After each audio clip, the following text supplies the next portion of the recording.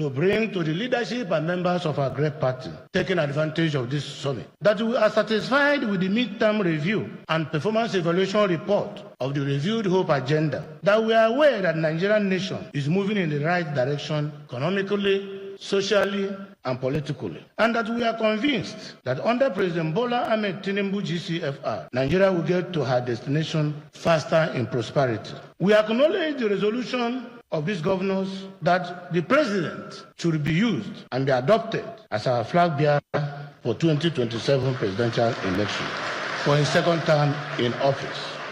That the governor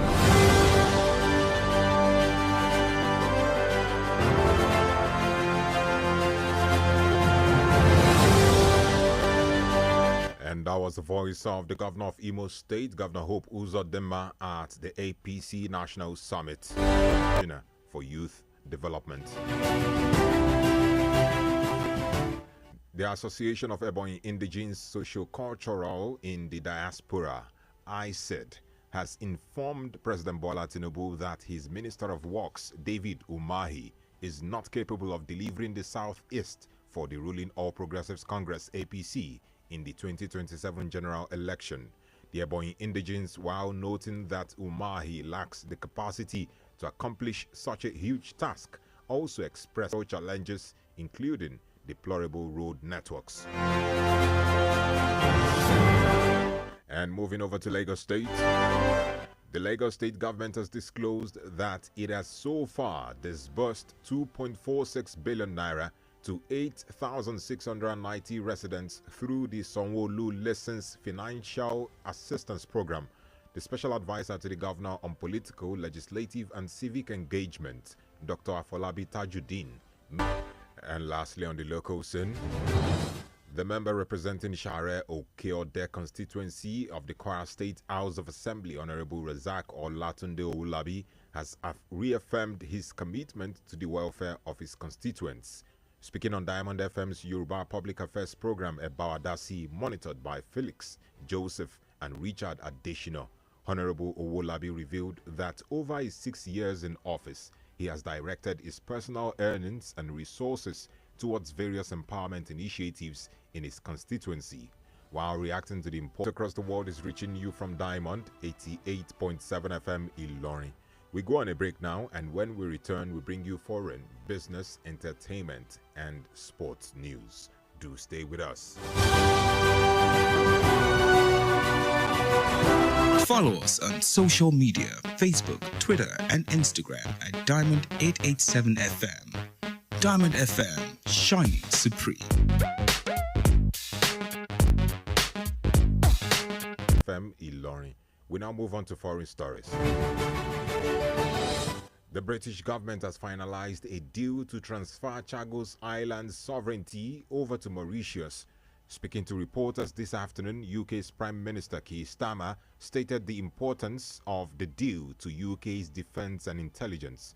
Earlier today, a High Court judge had imposed an injunction postponing Starmer's virtual signing ceremony with Mauritian representatives. However, Judge Martin Chamberlain lifted the injunction following a hearing later in the day, clearing the way for the United Kingdom to sign the multi-billion-dollar deal to see Iranian nuclear sites, following the report that Israel could be preparing more strikes.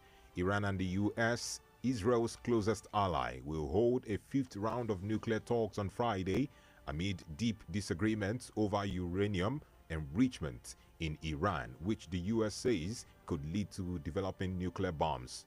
Meanwhile, Iran has consistently denied seeking a bomb and insisted that its nuclear program was for civilian purposes. And that's it on the foreign scene. We now move on to business news. Diamond FM, business news. Of interest rate reductions aimed at revitalizing economic productivity and combating stagflation.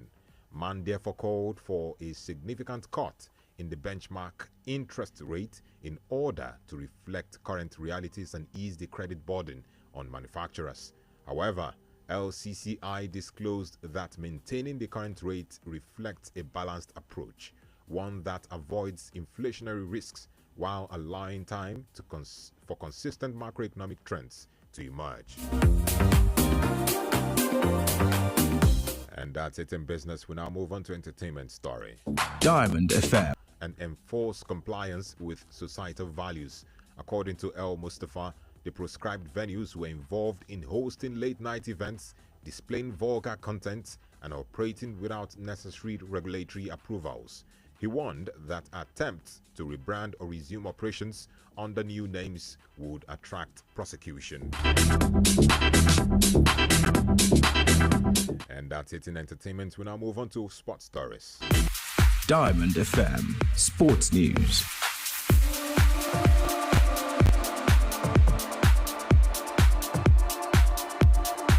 And in sports news this evening, the Confederation of African Football (CAF) has officially unveiled a new trophy for the CAF Champions League. The new silverware was presented during a ceremony held in Johannesburg. On the 23 Olympic Eagles invitee, Wasiu Alalade, has expressed excitement after scoring the lone goal that sent his club, Kwara United, to their first ever President's Federation Cup final in their 49 years of existence. The former ABS Ilorin forward's 50th minute strike proved decisive as the Harmony Boys edged Rangers International 1-0 in Wednesday's 2025 President Federation Cup semi-final clash at the Mobolaji Johnson Arena, Onikon, Lagos.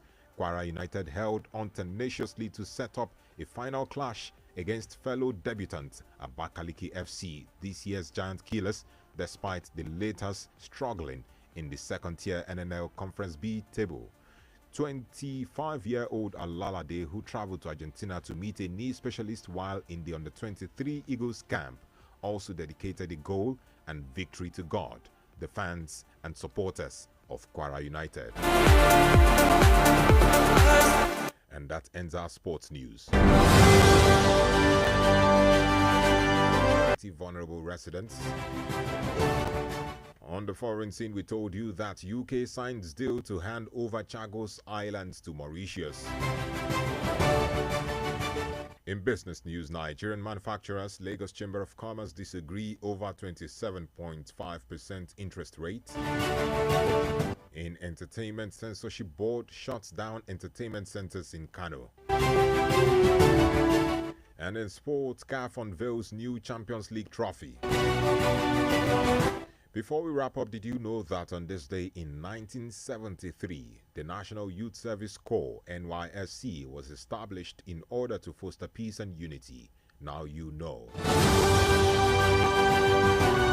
For news coverage or information about When it comes to bringing you the best of programming on radio,